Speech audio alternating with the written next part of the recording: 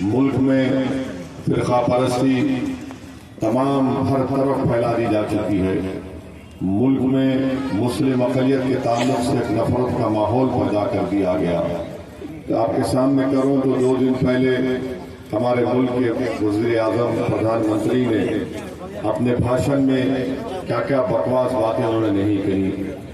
उन्होंने ये कह दिया कि भारत का मुसलमान घुसपैठी है और मुसलमान ज्यादा बच्चे पैदा करते हैं, और ये तक कह दिया कि हिंदू बहनों के गले से मंगलसूत्र उतार कर हमको दे दिया जाएगा। पुलिस की कस्टडी में अतीक का कत्ल कर दिया जाना, जेल में मुख्तार अंसारी को जहर दे के मार देना, सीमांचल की जमीन पर बसने वाले लोगों के इंसाफ के लड़ना अगर फिरका परस्ती है तो यकीनन ये फिरका परस्ती पर मुझे फख्र रहेगा। देश का प्रधानमंत्री कम्युनल है, और जब से ये प्रधानमंत्री बने हैं मुल्क में सबसे ज्यादा अगर हमले किए गए गाय के गोश्त के नाम पर तो मुसलमानों पर, अल्पसंख्यक समाज पर किए गए। जब आप वोट डालने जाएंगे तो आपको मोदी को बताना पड़ेगा कि आप घुसपैठी नहीं है। क्या आप घुसपैठी हैं? कितने लोग कहते हैं घुसपैठी नहीं है? हाथ उठाइए। बस। और मोदी कहते हैं कि पैसा लेकर मुसलमानों को दे दिया जाएगा। एक तरफ मोदी के पास अगर कोई करप्ट चलेगा, मोदी के पास ऐसी वॉशिंग मशीन है कि वो साफ हो जाता। कोई फिरका परस्त अगर कांग्रेस के पास चला गया तो सेकुलर हो जाता। आखिर कौन सा पाउडर साबुन तुम्हारे पास है, हमको बताओ। मगर जावेद साहब झूठ बोलने में नरेंद्र मोदी से कंपटीशन में लगे हैं। मास्टर मुजाहिद का मास्टर नरेंद्र मोदी है। अब बताओ, मास्टर मुजाहिद मोदी ने जो घुसपैठी कहा सीमांचल के वाम को, तुम मानते या नहीं मानते? अगर नहीं मानते तो अगर मर्द मुजाहिद हो तो बोलो मास्टर अपनी जबान से। और आप देखेंगे कि हम लोग मैं इम्तियाज जलील अख्तर उलेमान इंशाअल्लाह ताला ये 3 शेर आपके पार्लियामेंट में बैठेंगे। मोदी बोले ना बच्चे बहुत हैं, तो पूरे बच्चों को लेकर जाओ और जाकर एक फोटो लेके डालना। सब साहब मेरे इतने बच्चों के साथ मैंने फोटो ली और अख्तर उलेमान को डाला। जो मर्तबा जावेद नहीं बोल सके ट्रिपल तलाक के ऊपर, ये अलग बात है कि उनको ट्रिपल तलाक के शायद मालूम भी नहीं होगा, नहीं होगा मालूम। 22 जनवरी इसलिए हुआ क्योंकि 6 दिसंबर को बीजेपी, संघ परिवार, विश्व हिंदू परिषद, बजरंग दल ने सुप्रीम कोर्ट को जाकर कहा था कि मस्जिद को हाथ नहीं लगाएंगे, मस्जिद को शहीद कर दिया। बाबरी मस्जिद जिंदाबाद, बाबरी मस्जिद जिंदाबाद। मैं आपका शुक्रिया भी अदा करूंगा।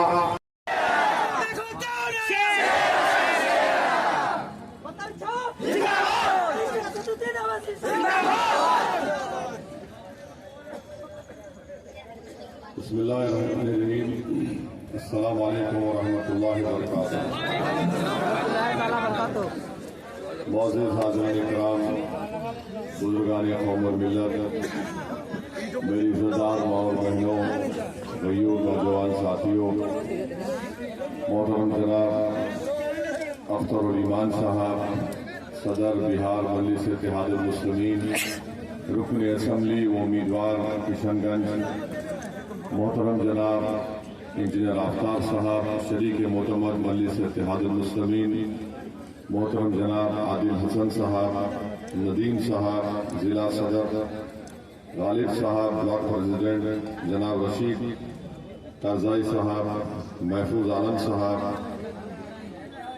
जनाब बाबुल साहब, एडवोकेट जुनैद साहब, नूर आलम साहब, जनाब शाकिर साहब, सिराजुल हक साहब, जलाल साहब, मौलाना आदिल साहब, फैसल साहब, मोहम्मद शाहिद साहब, अजीज दोस्तों और बुजुर्गों, कल शाम में 6 बजे ये इंतखाबी मुहिम का अख्ताम होगा और 26 तारीख को आप तमाम को निकल कर अपने वोट का इस्तेमाल करना पड़ेगा। 26 हक़ राय दही का दिन है, मतदान का दिन है। हम आपके सामने इसलिए आए हैं कि आपसे गुजारिश करें कि इस पार्लियामेंट के चुनाव में 26 तारीख को आपको अपनी एक तारीख बनाना है। और याद रखिए, ये आपके लिए, हम सब के लिए बड़ा तारीखी दिन होगा। और तारीखी दिन इसलिए है कि ये इलेक्शन सीमांचल और किशनगंज के लिए उसकी अजमत का इलेक्शन है और आप मजलिस के हक में अपने वोट का इस्तेमाल करेंगे, जो मुझे यकीन है इंशाअल्लाह ताला इस बार इस्तेमाल करेंगे तो यकीनन सीमांचल की अजमत में इजाफा होगा। पिछले बार 2019 में आपने जो फैसला लिया हम उसकी इज्जत करते हैं, मगर ये बात आपको बताना बेहद जरूरी है कि मुल्क के हालात कैसे हैं। मुल्क में फिरका परस्ती तमाम हर तरफ फैला दी जा चुकी है। मुल्क में मुस्लिम अक़लियत के ताल्लुक से एक नफरत का माहौल पैदा कर दिया गया और इसका हालिया जिक्र अगर मैं कहूँ तो आपके सामने करूं तो 2 दिन पहले हमारे मुल्क के वज़ीर आज़म प्रधानमंत्री ने अपने भाषण में क्या क्या बकवास बातें उन्होंने नहीं कही। उन्होंने ये कह दिया कि भारत का मुसलमान घुसपैठी है और मुसलमान ज्यादा बच्चे पैदा करते हैं और ये तक कह दिया कि हिंदू बहनों के गले से मंगलसूत्र उतारकर हमको दे दिया जाएगा। इखलाक की मौत, पीलू खान की मौत, राजस्थान में जुनैद नसीर को जिंदा जला देना, बुलडोजर से घर तोड़ देना, पुलिस की कस्टडी में अतीक का कत्ल कर दिया जाना, जेल में मुख्तार अंसारी को जहर दे के मार देना, CAA का कानून, ट्रिपल तलाक का कानून, UAPA का कानून, ये सब चीजें ऐसी हैं जो हमको देखकर अपने वोट का इस्तेमाल करना पड़ेगा। लोग कहते हैं कि मजलिस इत्तेहादुल मुस्लिमीन एक फिरका परस्त पार्टी है। मैं उन लोगों से पूछना चाहता हूं कि बताओ मेरी तकरीर से या मेरी बयान से ये बता दो कि मैंने किसी एक दूसरे मजहब के खिलाफ कुछ बात कही है। मेरी पार्लियामेंट की तकारीर उठाकर देख लो आप, अख्तरुल ईमान की जिंदगी एक आईने की तरह आपके सामने है। हाँ, अगर मजलूम अवाम के इंसाफ के लिए लड़ना, अगर फिरका परस्ती है, सीमांचल की जमीन पर बसने वाले लोगों के इंसाफ के लड़ना अगर फिरका परस्ती है तो यकीनन ये फिरका परस्ती पर मुझे फख्र रहेगा। अगर गरीब और मजलूमों के हक के लिए अगर हम नहीं लड़ेंगे तो कौन लड़ेगा? और यही लड़ाई मजलिस इत्तेहादुल मुस्लिमीन की रही। जुल्म चाहे किसी पर हो, जुल्म इंसान पर होता है।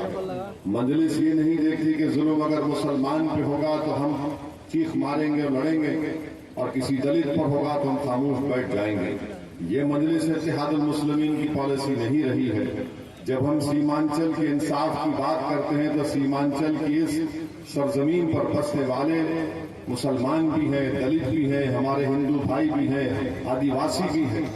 तो मजलिस पर इल्जाम लगाना कि फिरका परस्त गलत है। हाँ, देश का प्रधानमंत्री फिरका परस्त है, देश का प्रधानमंत्री फिरका परस्त है, देश का प्रधानमंत्री कम्युनल है।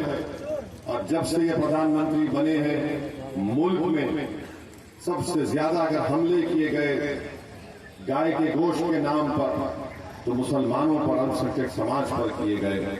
बुलडोजर के जरिए घर तोड़ा गया, किसके घर ज्यादा तोड़े गए? अल्पसंख्यक समाज मुसलमानों के घर तोड़े गए। तो मेरे अजीज दोस्तों और बुजुर्गों, 26 तारीख को आपको एक फैसला लेना है, आपको बताना पड़ेगा। जब आप वोट डालने जाएंगे तो आपको मोदी को बताना पड़ेगा कि आप घुसपैठी नहीं है। क्या आप घुसपैठी हैं? कितने लोग कहते हैं घुसपैठी नहीं है? हाथ उठाइए। बस आपको 26 तारीख को जाकर पतंग छाप पर बटन दबाकर ये कहना पड़ेगा नरेंद्र मोदी को कि तुमने हमारी तौहीन की, हमको घुसपैठी कहकर। हम उन लोगों के जानशीन हैं जिन्होंने अंग्रेजों से 200 साल तक लड़ा और 200 साल लड़ा तो हमने अपनी जानों को कुर्बान किया, अपनी औलाद को कुर्बान किया, काला पानी की सजाएं काटी, मुल्क छोड़कर हाजी इमदादुल्लाह महाजिर मक्की को जाना पड़ा। कहाँ कहीं नहीं गए। काला पानी की सजा अल्लामा फजल खैराबादी ने काटी। अल्लामा फजल खैराबादी रहमतुल्लाह अलैह ने माफीनामा लिखकर नहीं दिया अंग्रेजों को, जिस तरह मोदी के हीरो ने लिख कर दिया था। 6 खत लिखे थे अंग्रेजों को लव लेटर। अल्लामा फजल खैराबादी का जब रिहाई का खत आया तो अल्लामा फजल खैराबादी रहमतुल्लाह अलैह अल्लाह को प्यारे हो गए। हजरत काफी कौन थे? मुरादाबाद का एक बहुत बड़ा मुफ्ती था और उनको अंग्रेज इस तरह से तकलीफ देते थे कि उनके जिस्म पर इस तरह चलाते थे। जब उनको फांसी की सजा दी जा रही थी तो हजरत काफी जब फांसी के फंदे की तरफ जा रहे थे तो उनकी जबान पर नाते रसूल सल्लल्लाहु अलैहि वसल्लम था। इन लोगों को ही नहीं, ये लोग जानते हैं मगर ये हमको बताते हैं हम घुस बैठी हैं। अरे फांसी के फंदे पर हम चढ़ गए, हमारे उलमाओं ने जिहाद का फतवा दिया अंग्रेजों के खिलाफ, क्या क्या कुर्बानियां हमने नहीं दी, उसके बाद ही तो मुल्क आजाद हुआ। मोदी जी आरएसएस वालों ने इस देश की आजादी में कोई हिस्सा नहीं लिया, वो तो मिले हुए थे अंग्रेजों के साथ, मगर आज हमको घुसपैठी कहते हैं तो आपको इसका जवाब वोट के जरिए से देना पड़ेगा इंशाअल्लाह। और आपको जवाब मोदी को देना पड़ेगा, उन फिरका परस्ताखतों को देना पड़ेगा जो कह रहे हैं कि मुसलमान ज्यादा बच्चे पैदा करते। मैं जिम्मेदारी के साथ आपके सामने अर्ज कर रहा हूँ, नरेंद्र मोदी की गवर्नमेंट के आदाद शुमार ये बताते हैं कि हमारी बेटियों का, माओं का जो फर्टिलिटी रेट है वो गिरा है, मगर आप हमको ही गाली देते हैं। और मोदी कहते हैं कि पैसा लेकर मुसलमानों को दे दिया जाएगा। इस मुल्क में सबसे कम महाना पैसे अगर गांव में, देही इलाकों में अगर कोई खर्चता है महाना, वो मुसलमान है। 1100 रुपये महाना भी हम खर्च नहीं कर पाते अपने घर के खाने पीने की चीजों के लिए। ये नरेंद्र मोदी की हुकूमत खुद कह रही है और इल्जाम हम पर लगा दिया जाता। तो मेरे अजीज दोस्तों और बुजुर्गों, मेरी आपसे अपील है कि 26 तारीख के दिन अपना एक वोट का इस्तेमाल करिए। अख्तरुल ईमान की कामयाबी नहीं होगी बल्कि इस सीमांचल की जनता की कामयाबी होगी। और आपके सामने यह भी है कि आज हम देख रहे हैं कि मुख्तलिफ पार्टी, कांग्रेस का कैंडिडेट है, कांग्रेस पार्टी हमको फिरका परस्त कहती है, कांग्रेस पार्टी कहती है कि वैसी मजहब की राजनीति करता। तो हम बताना चाह रहे हैं कि कांग्रेस पार्टी ने बिहार में एक आकाश कुमार सिंह को लोकसभा में इस इंतखाबात में टिकट दिया। ये आकाश कुमार सिंह जो इलेक्शन लड़ रहे हैं, उन्होंने CAA कानून की तारीफ की थी। आकाश कुमार सिंह कांग्रेस को टिकट दिया उनको। अब बताइए, कांग्रेस पार्टी हमको गाली देती है। फिर एक अजय निषाद को कांग्रेस ने टिकट दिया जो बीजेपी से आए, बीजेपी के MP है। और ये अजय निषाद जब कोविड में मुसलमानों को गाली दे रहा था, कांग्रेस ने टिकट दे दिया। एक दीपक यादव है जो बीजेपी के स्टेट सेक्रेटरी हैं, अब राजद के कैंडिडेट है वाल्मीकि नगर से। एक तरफ मोदी के पास अगर कोई करप्ट चले गया, मोदी के पास ऐसी वॉशिंग मशीन है कि वो साफ हो जाता। कोई फिरका परस्त अगर कांग्रेस के पास चला गया तो सेक्युलर हो जाता। आखिर कौन सा पाउडर साबुन तुम्हारे पास है, हमको बताओ। अगर हम गरीबों की लड़ाई लड़ रहे हैं तो आप हम पर इल्जाम लगा देते हैं। अब कांग्रेस के सांसद है, MP है जावेद साहब, वो कहते हैं कि मैंने 5 साल में 1.5 लाख किलोमीटर चला। आप बताइए कोई इंसान 1.5 लाख किलोमीटर चल सकता है? मगर जावेद साहब झूठ बोलने में नरेंद्र मोदी से कंपटीशन में लगे हैं। अब आप बताइए 1.5 लाख किलोमीटर चले, कहाँ चले? ये कहाँ चले? आपने देखा उनको चलते हुए? नहीं देखा। वो तो हाथ भी नहीं मिलाते हैं। अब आप बताइए, जो नहीं चला, जो हाथ नहीं मिलाता, तो फिर आपको उंगली क्यों उठना चाहिए उसके वोट डालने के लिए? तो इस बार वैसे से आप पूरे मुत्तहदा तौर पर अख्तरुल ईमान को वोट देंगे इंशाअल्लाह। तो मेरी आप सदैवन गुजारिश है कि अपने वोट का सही इस्तेमाल करिए। बल्कि मैं तो जावेद साहब से पूछना चाहूंगा कि आप मुझे 5 काम बता दो जो आपने किशनगंज में करवाए। 5 काम बता दो। तुम सत्ता में थे, Tejashwi deputy chief minister, Nitish Kumar मुख्यमंत्री, कांग्रेस के लोग मंत्री थे, तुमने क्या किया उस काम में बता दो। उस वक्त में तुमने किशनगंज की इस पार्लिमानी हमले के लिए आपने क्या काम करवाया बता दो हमको। कुछ नहीं करवाया। और गाली हमको देते हैं, गाली अख्तरुल ईमान को देते हैं। तो कांग्रेस के पास दिखाने को कुछ भी नहीं है। अब तीसरी तरफ कैंडिडेट है JDU का मास्टर मुजाहिद। याद रखिए, मास्टर मुजाहिद का मास्टर नरेंद्र मोदी है। मास्टर मुजाहिद का मास्टर नरेंद्र मोदी है, मास्टर मुजाहिद का उस्ताद नरेंद्र मोदी है, मास्टर मुजाहिद का शेख नरेंद्र मोदी है। वो नरेंद्र मोदी के हाथ पे बैठ कर लिया आजकल। अरे कितने हाथ पर बैठ करेंगे, कभी इसको कब पकड़े, कभी इसको पकड़े, कभी इसको पकड़े। अरे भाई, जो कल तक मजलिस को बी टीम बोलता था, आज बोल रहा है मोदी अच्छा आदमी है। अब बताओ, मास्टर मुजाहिद मोदी ने जो घुसपैठी कहा सीमांचल के वाम को, तुम मानते या नहीं मानते? अगर नहीं मानते तो अगर मर्द मुजाहिद हो तो बोलो मास्टर अपनी जबान से, मगर नहीं बोलेंगे। अच्छा, अगर मास्टर मुजाहिद खुदा ना खास्ता जीत कर दिल्ली जाएगा और यूनिफॉर्म सिविल कोड का बिल लाया जाएगा जिसमें शरीयत में मुदाखलत की जाएगी, तो क्या मास्टर मुजाहिद वोट देगा नहीं देगा? बताइए आप। तो मोदी की तारीफ में वोट देगा मास्टर मुजाहिद। तो मेरी आप सदवन गुजारिश है कि 26 तारीख के दिन अपने के वोट का सही इस्तेमाल करिए। आपको किशनगंज की आवाम को एक ऐसे उम्मीदवार की जरूरत है जो पार्लियामेंट में जाकर सीमांचल और किशनगंज के इंसाफ की बात कर सके। और हम आपसे वादा कर रहे हैं कि इंशाअल्लाह ताला अल्लाह सुब्हानहू व तआला नबी करीम सल्लल्लाहु अलैहि वसल्लम के सदक़े तुफैल में आपकी दुआओं से और से अख्तरुल ईमान को कामयाबी मिलेगी। तो पार्लियामेंट में अख्तरुल ईमान हमारे बाजू बैठेंगे और आप देखेंगे कि हम लोग मैं इम्तियाज जलील अख्तरुल ईमान इंशाअल्लाह ताला ये 3 शेर आपके पार्लियामेंट में बैठेंगे। तो आपको सिर्फ थाली मारना नहीं है, 26 तारीख को जाकर वोट भी डालना है। हमारा लशा जिंदाबाद बोल दिया। 26 तारीख आया तो भी जाते हैं, सुबह में जाएंगे, दोपहर में जाएंगे। सुबह उठिए, सीधा अपने अफराद खानदान को लेकर जाइए। अब मोदी तो बोल दिए हमारे बच्चे बहुत है, तो बच्चों को भी लेके जाओ।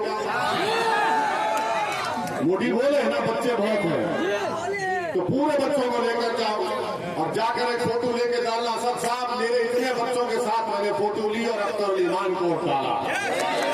करेंगे ना आप लोग? डरेंगे तो नहीं डरेंगे ना। और डरने की जरूरत ही नहीं है जब अख्तरुल ईमान कामयाब होगा। अब ये जावेद साहब का तो चलता है, अब कांग्रेस था कि इनका क्या है सेक्युलरिज्म पर कमिटमेंट बताइए। जो कोविड में मुसलमानों को जिम्मेदार करार दिया कोविड फैलाने का, वो कांग्रेस का टिकट ले दिया बीजेपी वाले से आकर। अब बताइए, हमको गाली देते हैं, कहां पर आप कहां पर है बताइए। राजस्थान में इनकी सरकार थी कांग्रेस की, जब जुनैद और नसीर को भाटनिका में जिंदा जला दिया गया, जब उनकी जली हुई लाशें मिली तो उनके घर को सबसे पहले पहुंचने वाला हैदराबाद से उसका नाम असदुद्दीन ओवैसी था। कांग्रेस का मुख्यमंत्री नहीं गए, अशोक गहलोत मुख्यमंत्री थे, वो 15 दिन के बाद जुनैद और नसीर के घर को गए। हम जाकर जुनैद नसीर से मिले, मजलिस इत्तेहादुल मुस्लिमीन से जो हम अपने हमारे ट्रस्ट से दे सकते थे हमने उनके अफराद खानदान को भी दिया। आपको हम बता रहे हैं CAA का कानून आया तो मजलिस इत्तेहादुल मुस्लिमीन ने उस कानून की कापियों को फाड़ दिया, पार्लियामेंट में कहा काला कानून है, उसको कबूल नहीं करते। ट्रिपल तलाक का कानून 3 मरतबा आया तो मौलाना असरार कासमी को कांग्रेस ने बोलने नहीं दिया। 2 मरतबा जावेद नहीं बोल सके ट्रिपल तलाक के ऊपर। ये अलग बात है कि उनको ट्रिपल तलाक के शायद मालूम भी नहीं होगा, नहीं होगा मालूम। UAPA का कानून है नहीं मालूम। पार्लियामेंट का फरवरी में सेशन हुआ, आखिरी पार्लियामेंट का सेशन हुआ। नरेंद्र मोदी ने होशियारी की और कहा कि 22 जनवरी के ऊपर एक बहस की जाएगी। हमने कहा होगी तो हम भी हिस्सा लेंगे। इम्तियाज जलील ने मुझसे कहा सर भाई इसमें क्या बोलेंगे? मेरा आप बैठिए, हम क्या बोलते हैं सुनो आप। हमने शुरुआत की कि 22 जनवरी इसलिए हुआ क्योंकि कांग्रेस ने जब GP पंत उत्तर प्रदेश के मुख्यमंत्री थे उन्हें बाबरी मस्जिद को नहीं बनाया। 22 जनवरी इसलिए हुआ कि जब कांग्रेस का वजीर आजम था बगैर मुसलमानों को सुने बाबरी मस्जिद के लॉस को खोल दिया गया, ताले को खोल दिया गया। 22 जनवरी इसलिए हुआ क्योंकि 6 दिसंबर को बीजेपी, संघ परिवार, विश्व हिंदू परिषद, बजरंग दल ने सुप्रीम कोर्ट को जाकर कहा था कि मस्जिद को हाथ नहीं लगाएंगे, मस्जिद को शहीद कर दिया। इसीलिए 22 जनवरी हुआ। तो मेरे अजीज दोस्तों और बुजुर्गों, उस दिन हमने बीजेपी के 300 एमपी के सामने खड़े होकर कहा ये इंसाफ का मुद्दा है, इसीलिए हम खड़े होकर पुकार कर कह रहे हैं कि हमारा मानना यह कि जब मस्जिद बन जाती है, जमीन से लेकर तहत-उस-सुरा तक मस्जिद होती है, और मस्जिद इंसान की नहीं होती है, वो अल्लाह उसका मालिक होता है। इसलिए हमने पार्लियामेंट में खड़े होकर कहा कि बाबरी मस्जिद जिंदाबाद, बाबरी मस्जिद जिंदाबाद। जावेद बोल सकेंगे? जावेद अपने नेता को जिंदाबाद बोलेंगे और अपने आप को जिंदाबाद बोलेंगे। जावेद साहब, जब आप बाबरी मस्जिद जिंदाबाद नहीं बोल सके तो आपको सीमांचल और किशनगंज की जनता भी जिंदाबाद नहीं करेगी, आपके खिलाफ वोट देगी और अख्तरुल ईमान को इंशाअल्लाह कामयाब और कामयाब करेगी। ये मास्टर मुजाहिद मत जाइए, ये मास्टर मुजाहिद ऐसा है ना, हम लोग हैदराबादी जबान में बोलते थाली में का बैगन है, कभी इधर गिरता है, ये किधर भी जाएगा, उसका कोई परवाह नहीं है। आज सामने है, कल सुबह में हो सकता है कि कल सुबह सुबह अख्तर रहमान के बारे में बोले अख्तर रहमान अच्छा आदमी, उसको वोट दे दो, हो जाएगा। हमारी दुआओं में असर है, और शायद यहाँ पर अहले दिल हजरात होंगे, उनके कशो करामात जारी हो जाए तो सब बोलना शुरू कर देंगे अख्तर रहमान को वोट दो, होगा इंशाअल्लाह होगा। 26 तारीख आते आते सबको समझ जाएगा। जहां जहां मैं सीमांचल में किशनगंज में जा रहा हूं, मैं अख्तरुल ईमान की एक हवा को देख रहा हूं, एक तूफान को देख रहा हूं, और बड़ी तादाद में नौजवान बुजुर्ग हमारे खवातीन ये तय कर चुके हैं कि अब की बार वोट अख्तरुल ईमान को देंगे। बहुत से लोग हमको कह रहे हैं, हम बोल नहीं रहे हैं, मगर जो देना है पतंग की तरफ आसमान इशारा करके बोल रहे हैं कि अख्तर ईमान को कामयाब करेंगे। तो आपसे गुजारिश है कि अगर कोई पैसा खर्च रहा है तो आप पुलिस को इत्तला करिए। पैसा आप ही का हो, आपके खून चूस कर वो पैसा कमाया गया है। या तो पुलिस रोक दे, प्रशासन उनको रोक दे, अगर नहीं आ रही तो लीजिए, क्या करेंगे? आप ही कहाँ पर टॉयलेट बनाइए, जिम बनाइए, क्या करिए, क्या कर सकते करिए, बल्कि वोट पतंग को डालकर उनको मिठाई का डब्बा भिजाइए कि हमने अख्तरुल ईमान को वोट दिया। ये तो कर सकते हैं आप, इसमें कोई गलत बात नहीं है। मगर याद रखिए, अगर आपकी आवाज पार्लियामेंट में नहीं जाएगी, ये नुकसान सीमांचल की जनता का होगा। और अगर कोई ये कह रहा है कि ये फिरका परस्ती के बादल खत्म हो जाएंगे, नहीं खत्म होंगे। ये अंधेरी रात लंबी रहने वाली है, याद रखो मेरी इस बात को। आपको अंधेरी रात में चिराग को जलाना है। जिस तरह औरंगाबाद की आवाम ने इम्तियाज जलील को कामयाब करके फिरका परस्तों के अंधेरों के सामने चिराग को जलाया, और उस चिराग में तेल की जरूरत नहीं है, उस चिराग में तुम्हारे आंसुओं की जरूरत है। हम चिराग को जला लेंगे इंशाअल्लाह होगा। तो क्या आप तैयार हैं 26 तारीख को चिराग जलाने के लिए? वो चिराग जलेगा तो तुम्हारे इत्तेहाद से, तुम्हारी दुआओं से, तुम्हारी कुर्बानियों से, तुम्हारी तरफ से, और मुत्तहदा तौर पर अपने उनका इस्तेमाल आपको करना पड़ेगा। अपने घर में जाइए, अपने बुजुर्गों को समझाइए, अपनी माँ और बहनों तक पैगाम कीजिए, अपने दोस्तों को फोन करके बताइए कि भाई साहब किशनगंज और सीमांचल की अजमत का मसला है, अख्तरुल ईमान ओवैसी का मसला नहीं है। ये आज हम कल चले जाएंगे, मगर तुम्हारी आवाज का क्या होगा? इसीलिए मेरी आप तमाम से अपील है कि 26 तारीख के दिन आप तमाम निकलिए और पूरे इत्मीनान और एतमाद के साथ अख्तरुल ईमान के हक में अपने वोट देकर अख्तरुल ईमान को कामयाब करिए। हम आपसे वादा कर रहे हैं कि कामयाबी के बाद किशनगंज की पार्लियामेंट हल्के में जितने विधानसभा है, वहां पर अख्तरुल ईमान इंशाअल्लाह ताला एक ऑफिस खोलेंगे, वहां पर एक आदमी बैठा रहेगा। अगर अख्तरुल ईमान दिल्ली में होंगे, सीमांचल की लड़ाई लड़ेंगे, तो वो आप उस ऑफिस में जाकर अपनी शिकायत, अपनी तकालीफ को वहां पर रख सकेंगे, और बाद में अख्तरुल ईमान उन शिकायत पर काम भी करेंगे, आपसे राब्ता भी करेंगे। इस बात का वादा हम अख्तरुल ईमान हम कर रहे हैं, मगर आपसे एक ही गुजारिश है कि वोट का इस्तेमाल करिए। याद रखिए, ये तारीखी इलेक्शन है। अगर आज मोदी कह रहा है कि यूनिफॉर्म सिविल कोड लाएंगे, मोदी कह रहा है कि आपकी शराब को खत्म करके रख दिया जाएगा, इबादत गाहों की हिफाजत का कानून अगर तरमीम कर दिया जाएगा, तो क्या बचेगा आपके लिए? बताओ फिर कौन लड़ेगा आपके लिए? CAA NPR NRC अगर शुरू हो जाएगा तो कौन लड़ेगा आपके लिए? क्या आप उम्मीद कर सकते हैं कि जावेद और मास्टर लड़ेंगे आपके लिए? आप कह रहे हैं तो इस बात को समझिए और सबको समझाइए। हमारी एक ही आपसे गुजारिश है कि बस मुत्तहदा तौर पर जाइए। पूरे किशनगंज में हवा है अख्तरुल ईमान के लिए, सबकी हवा उतर चुकी है। जावेद अब परेशान है, जावेद को समझ में नहीं आ रहा कि क्या करना। मास्टर तो बेचारा परेशान है। नीतीश कुमार के साथ वो जो क्या उनका मीटिंग हुआ, नीतीश कुमार ने उनको पहले से कोने में बिठा दिया, तो मास्टर को मालूम कि अब उनकी नैया डूबने वाली है इंशाअल्लाह होगा।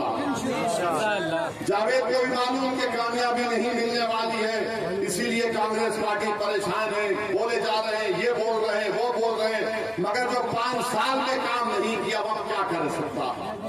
अख्तरुल ईमान का रिकॉर्ड आपके सामने है। असेंबली में पटना में, यहाँ की विधानसभा में अख्तरुल ईमान ने हर मसले पर आवाज उठाई।